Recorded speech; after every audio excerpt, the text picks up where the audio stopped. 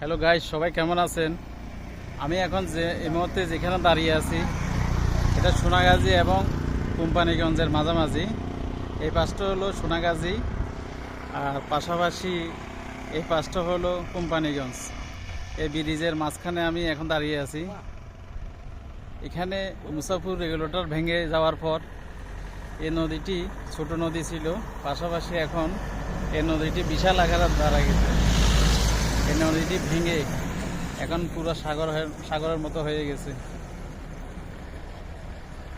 না জানি আর কিছুদিন পরে এখানে যে গাছপালা, পাশাপাশি এখানে যে বাড়িঘরগুলো আছে, কয়েকদিন পরে এগুলো পানির সাথে বিলীন হয়ে যাবে।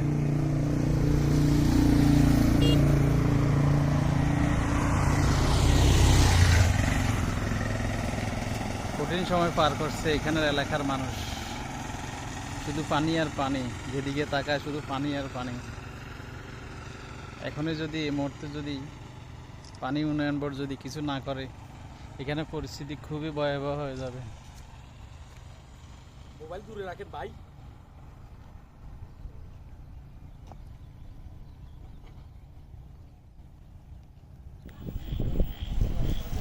কিছুদিন আগে এই ব্রিজটা গত বছর যখন মুসাফুর রেগুলেটর ভেঙে গেছে, তখন এই ব্রিজটা সাগরের পানিগুলো সব সাগরের পানি ভেঙে গেছিল।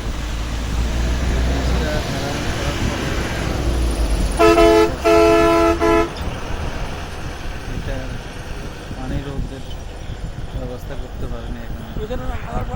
যখন পানি বেড়ে যায় তখন বালুর বস্তাগুলো সবগুলোই পানি নিচে চলে যায়।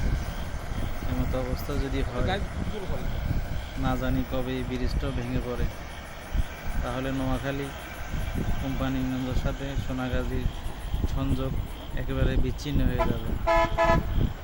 অনেক মানুষের কষ্টের দুর্দশা আর থাকবে না। এই ব্রিজের কারণে বসুরহাট এবং সোনাগাজীর স্থল মানুষজন অনেক সহজে যাতায়াত করতে পারে। নদীর নিচে কয়েকজন ছেলে অনেক সাহসী, ব্রিজের নিচে এসে দেখতেছে পরিস্থিতি কি অবস্থা। কিন্তু এরা তো বুঝতে পারছে না এখানে কিছুক্ষণ পরে যখন পানি আসবে এগুলো সবগুলো ডুবে যাবে। এদেরকে বারণ করার পরও এরা শুনতেছে না। ধন্যবাদ সবাইকে সাথে থাকার জন্য।